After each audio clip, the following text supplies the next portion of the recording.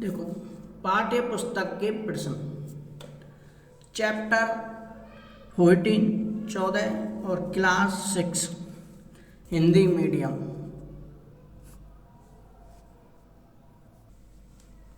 देखो भाई साहब, प्रश्न पहले खाली जगह भरनी है आपको। जल को वाष्प में परिवर्तित करने के प्रक्रम को क्या कहते हैं? खाली जगह, जैसे जल है और वाष्प में बदल जाना क्या कहलाता है? तो ये आपको ये वाष्पन नाव जोड़ना है इसमें बस। तो ये प्रक्रिया वाष्पन कहलाती है। क्या? वाष्पन। देखो ऐसे लिखेंगे वाष्पन, ठीक है। वाष्प में ना जोड़ देना है, ठीक है। अब दूसरे पे आओ।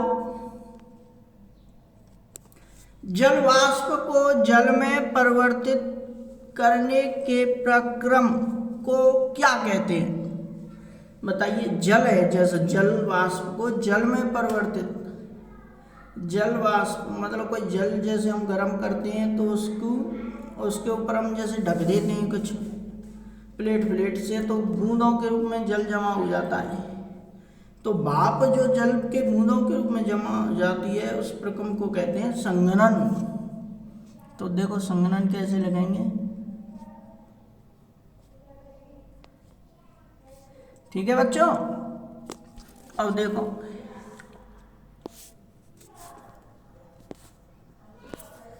ध्यान से गा। एक वर्ष या इससे अधिक समय तक वर्षा न होना उस क्षेत्र में क्या लाता है? भाई जार क्षेत्र में एक वर्ष या इससे अधिक समय तक वर्षा नहीं हो तो सूखा ही आवेगी, और का बाढ़ आए थे तो रही माँ सूखा ही आएगी वहाँ पर। तो यहाँ पर इस खाली जगह में आएगा सूखा। सूखा किसी आदमी को नाम मत समझना। सूखा एक होती है वैसे पानी की कमी है, बरसात नहीं रही तो सूखाग्रस्त क्षेत्र कहलाता है। और सूखा आजकल आदमियों का नाम भी है।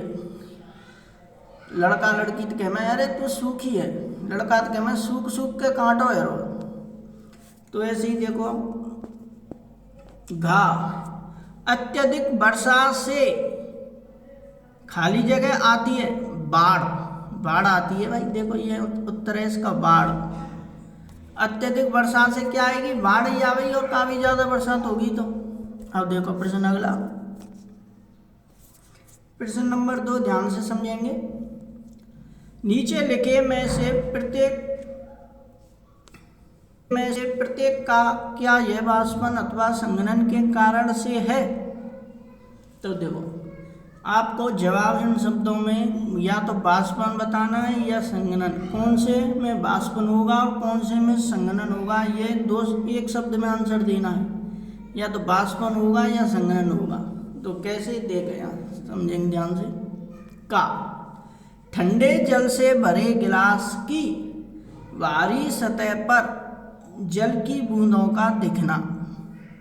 जैसे आपने एक ठंडा गिलास लिया, मतलब एक गिलास लिया उसमें पानी भरा ठंडा, उसे 10-5 मिनट के लिए रखा रहने देना पानी से भरा ठंडे गिलास को। तो उसमें क्या है, आप बाहर हाथ लगा कर देखना गिलास के बाहर की तरफ, उस पर पानी आ जाएगा आपके हाथों पर थोड़ा थोड़ा। तो क्या पानी बूंदों के रूप में बदल जाता है। तो ये प्रक्रिया क्या कहलाती है? ठंडे जल से भरे गिलास की बाहरी सतह पर जल की बूंदों का दिखना क्या कहलाता है? संघनन। संघनन कहलाता है बच्चों, ठीक है। अब खा। गीले कपड़ों पर स्त्री जानते हो, प्रेस करने पर भाप का ऊपर उठना। जैसे आप गीले कपड़े और उस पर प्रेस करो तो उसमें से भाप धुआं सा उठता है, तो उससे कहते हैं वाष्पन। वह प्रक्रिया क्या कहलाती है? वाष्पन कहलाती है वह प्रक्रिया। अब आइए गा पर। सर्दियों में प्रातःकाल कोहरे का दिखना, यह प्रक्रिया संघनन कहलाएगी। क्या कहलाएगी? संघनन। घा गीले कपड़े से पोंछने के बाद श्यामपट्ट कुछ समय बाद सूख जाता है, ये प्रक्रिया वाष्पन कहलाएगी, वाष्पन। ठीक है। अब आइए डा पर,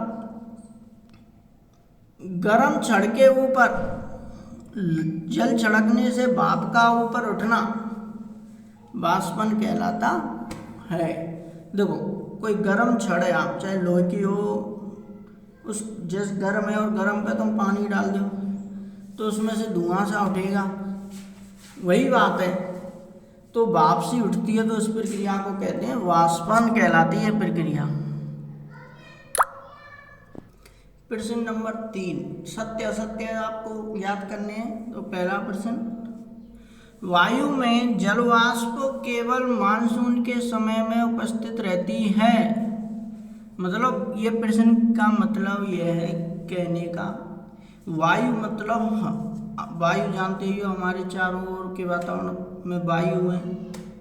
तो वायु में जल वाष्प की मात्रा केवल मानसून के समय में ही उपस्थित रहती है, गलत बात है भाई। ये तो भाई हरदम हो रहती है वायु में जल वाष्प तो की प्रक्रिया। जल वाष्प एक प्रक्रिया है, जल का वाष्प में बदलना। मानसून के समय में ही जल वाष्प में नहीं बदलता है, ये तो हरदम होती है प्रक्रिया, गर्मी सर्दी चाहे कब हो, है ना। खा, जल महासागरों, नदियों तथा झीलों से वाष्पित होकर वायु में मिलता है, परंतु भूमि से वाष्पित नहीं होता। यहाँ तक तो बात सही है, पर यह बात गलत है। परंतु भूमि से वाष्पित नहीं होता भाई, भूमि से वाष्पित नहीं होगा। ये झील नदी तालाब तो भूमि पे ही है, तो यहाँ से जल वाष्पित होता है। तो ये बात क्या है, गलत है ये। अब गा पर आइए,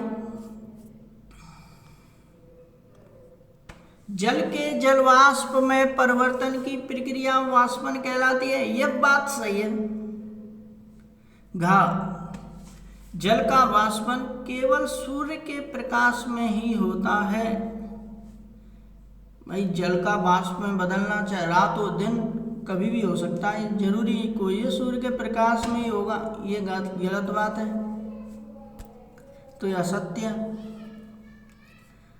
अब आओ डा,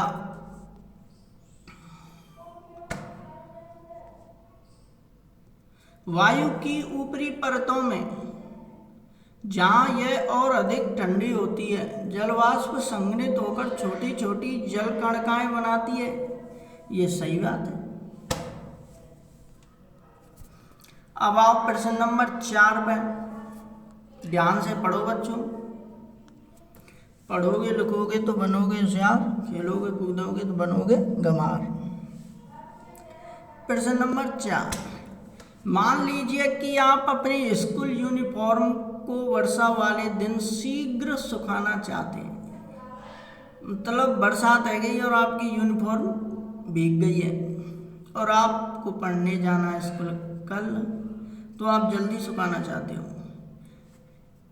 क्या इसे किसी अंगीठी या हीटर के पास फैलाने पर इस कार्य में सहायता मिलेगी? यदि हाँ तो कैसे?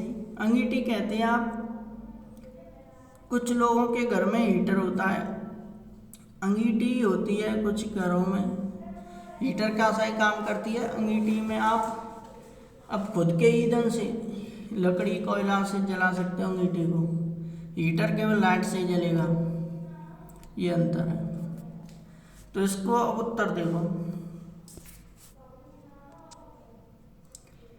स्कूल यूनिफॉर्म को किसी अंगीठी या हीटर के पास फैलाने पर वह शीघ्र सूख जाएगी, क्योंकि अंगीठी या हीटर के कारण इसके आसपास की वायु अधिक गर्म हो जाएगी। इससे यूनिफॉर्म से वाष्पन की प्रक्रिया तीव्र गति से होगी। ठीक है बच्चों, प्रश्न नंबर 5 पढ़ेंगे अब। प्रश्न नंबर 5, एक जल की ठंडी बोतल रेफ्रिजरेटर से, रेफ्रिजरेटर जानते हो फ्रीज से निकालिए और इसे मेज पर रखिए। कुछ समय पश्चात आप जानते हो बाद आप इसके चारों ओर जल की छोटी छोटी बूंदें देखेंगे। कारण बताओ ऐसा क्यों होता है? देखो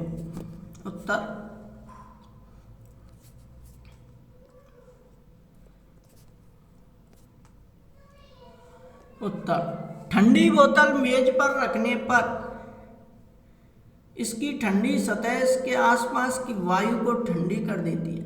वायु के ठंडी हो जाने के कारण जलवाष्प बोतल की सतह पर संघनित होने लगती है, जिसके कारण जल की छोटी छोटी बूंदें दिखती हैं। प्रश्न नंबर 6,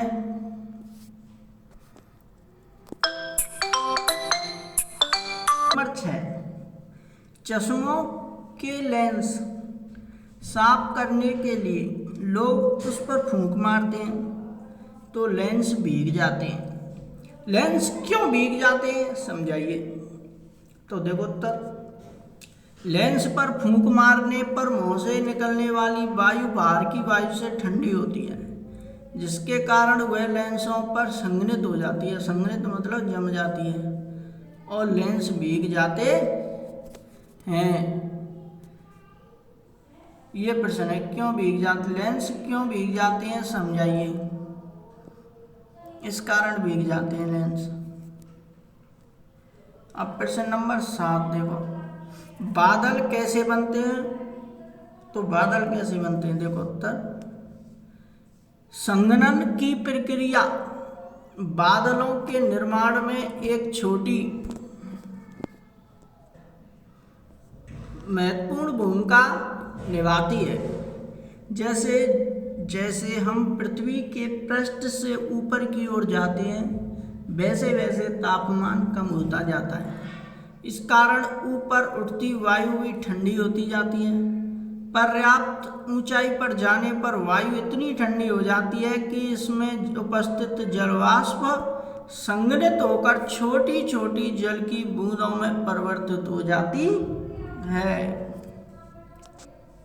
और जल की यह बूंदें जल कणिका कहलाती हैं। वायु में तैरती यह छोटी छोटी जल कणिकाएं ही हमें बादलों के रूप में दिखाई देती हैं। इस प्रकार जलवाष्प के संघनन से बादलों का निर्माण होता है।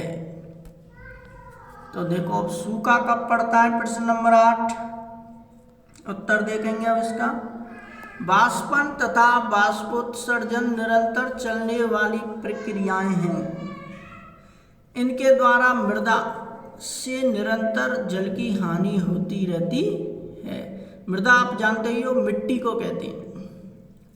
यदि किसी क्षेत्र में एक वर्ष या इससे अधिक समय तक वर्षा नहीं होती है तो वहाँ जल वर्षा द्वारा आप वापस नहीं पहुँच पाता, जिससे मृदा सूख जाती है। उस क्षेत्र के तालाबों और कुओं में भी जल स्तर गिर जाता है और इनमें से कुछ सूख भी जाते हैं। भौमजल कहते हैं भूमि के जल में भी कमी आ जाती है या हो जाती है।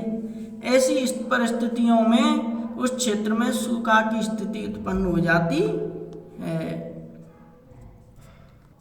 इसे ही सूखा कहते हैं। ये ऐसे ही सूखा पड़ता है। इसी के साथ चैप्टर आपका खत्म होता है। तो ओके बच्चों, बाय बाय, मिलते हैं आगे के चैप्टर में।